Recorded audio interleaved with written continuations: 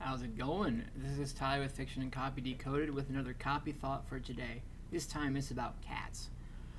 I looked at a video, I can't remember the YouTube channel, that mentioned cats purring has for themselves healing properties to help increase their bone density and so on, because of the fact that they treat it as almost like a self-soothing technique as well as something to help their bone density, because they spend long hours doing basically not a lot. Most cats sleep, I think it's 15 or more hours a day, so that they're not doing a lot. So when they purr, it can serve a lot of different purposes. And that also translates into, I think, in addition to cats purring and a lot of other factoids, they work really well as, depending on what you can link it to, factoids and connection. Link it to an aspect of a product or service, or even some other promotion that you're doing, perhaps for a client, perhaps. Overuse of that word, no pun intended.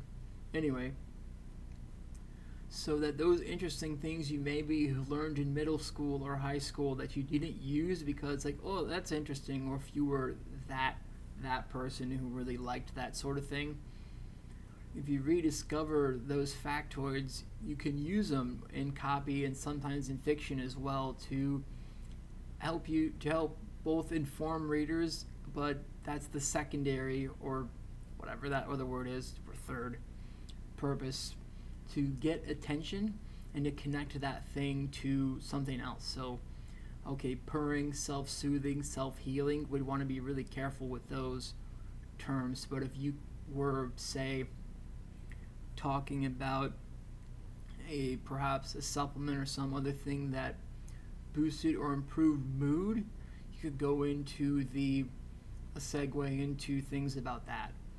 Where it's like, okay, cats use this technique to soothe themselves, which is, you could talk about what other parts of the body and the science and so on. And if you could connect that to humans, if we use these similar techniques that work in a similar way, you could then talk about that. Because on the surface it would seem disconnected, because cats purring doesn't really have much to do with humans, even though some humans are cat owners, or I should say some humans are owned by cats. But it can be more interesting because it is connected if humans use similar techniques that cats do to serve a similar purpose that cats are using their technique for. So that is a way to kind of get those little factoids in, to put them into use if you know any, or can look any up to help you with fiction or email promotions or any one of a dozen other types of products that could use that type of pattern interrupt, or that connection string between information readers do know or may be familiar with information that they don't know yet.